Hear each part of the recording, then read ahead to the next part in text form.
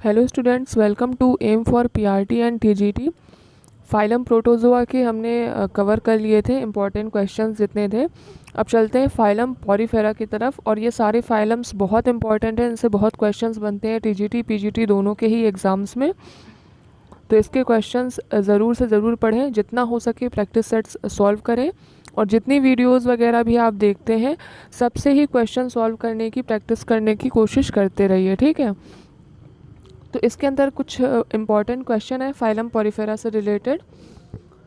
तो सबसे पहले इनकी बॉडी के बारे में बताया गया है। फाइलम पॉरीफेरा के जो सदस्य हैं उनकी बॉडी यानी उनकी स्ट्रक्चर या उनका संरचना कैसी होती है।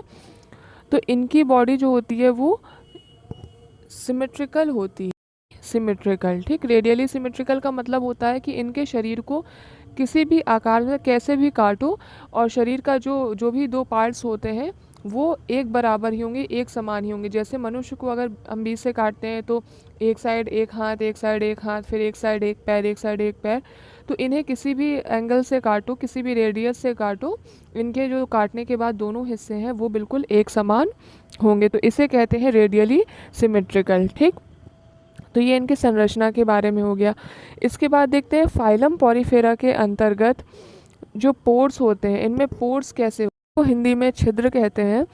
तो इनमें बहुत सारे छोटे छोटे छिद्र पाए जाते हैं जिन्हें ऑस्टिया कहते हैं। और एक बड़ा छिद्र पाया जाता है जिसे ऑस्कुलम कहते हैं।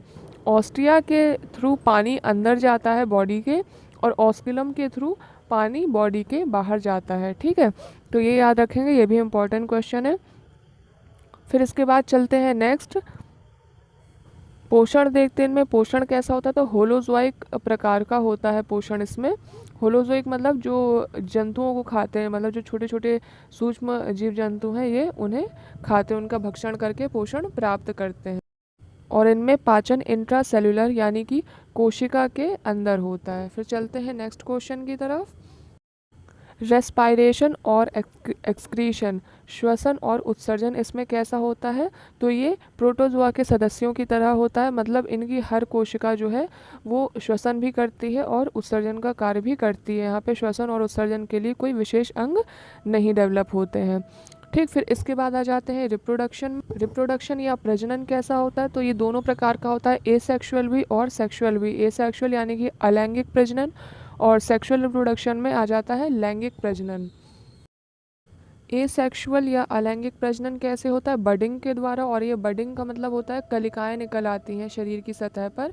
ये बॉडी के सरफेस में भी निकल सकती हैं और शरीर के अंदर भी कलिकाएं निकल सकती हैं, तो उसके द्वारा भी प्रजनन होता है। इसके अलावा इसमें अलैंगिक प्रजनन आर्क्योसाइट्स के द्वारा भी होता है। और ये जो आर्क्योसाइट्स सेल्स ये टोटीपोटेंट होती है, मतलब नए को जन्म देने की क्षमता होती है। तो नए को जन्म देने की क्षमता जिनमें होती है उसे टोटीपोटेंट कहते हैं, ठीक। तो इस प्रकार से एसेक्सुअल रिप्रोडक्शन होता है। अब सेक्सुअल या लैंगिक रिप्रोडक्शन कैसा होता है, इनमें गोनैड्स तो प्रेजेंट होते नहीं हैं।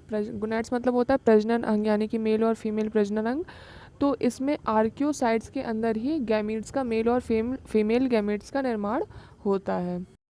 फिर है मोस्ट फॉर्म्ड लार्वा, जो लार्वा सबसे ज़्यादा बनता है, कौन सा लार्वा बनता है, पैरेन्काइमुला और एम्फीब्लास्टुला लार्वा। दो प्रकार के लार्वा बनते हैं। इसके अंतर्गत जो प्राणी हमें पढ़ने हैं, जिसके क्वेश्चन अभी हम सॉल्व करेंगे नेक्स्ट वीडियो में, ल्यूकोसोलिनिया और साइकन, इनमें पैरेन्काइमुला और एम्फीब्लास्टुला लार्वा किस में बनता है, तो इसको ध्यान रखना है, ठीक है। एम्फीब्लास्टुला बहुत पूछा जाता है तो इसको ज़रूर ध्यान रखेंगे, ठीक। इसके बाद जो एक नेक्स्ट बहुत ही इम्पॉर्टेंट क्वेश्चन है, कुछ इम्पॉर्टेंट स्पेशीज़ के नाम दिए गए और वो किस नाम से प्रचलित हैं ये बताया गया है। हाइलोनेमा, हाइलोनेमा को ग्लास स्पंज भी कहते हैं। और इस तरह के क्वेश्चंस बहुत पूछे जाते हैं। क्वेश्चन इस तरह से दिया हो सकता है कि ग्लास स्पंज किसे कहते हैं, 4 ऑप्शंस दिए होंगे, उसमें आपको टिक करना होगा, तो हाइलोनेमा सही आंसर है। फिर है यू प्लेक्टेला, तो यू प्लेक्टेला को क्या कहते हैं, तो इसे वीनस फ्लावर बास्केट के नाम से भी जानते हैं। इसके बाद क्लायोना, क्लायोना को बोरिंग स्पंज भी कहते हैं। और यू स्पॉन्जिया, यू स्पॉन्जिया को हम बाथ स्पंज के नाम से भी जानते हैं। और ये क्वेश्चन तो पूछा भी जा चुका है टीजीटी में, इसके पहले जो एग्ज़ाम हुए थे उसमें प्रीवियस पेपर में पूछा जा चुका है। यू स्पॉन्जिया, बाथ स्पंज किसे कहते हैं, ऑप्शन दिए थे 4, तो इसमें करेक्ट आंसर है यू स्पॉन्जिया। तो बहुत ही इंपॉर्टेंट क्वेश्चन है, आप इन्हें ज़रूर याद रखिए।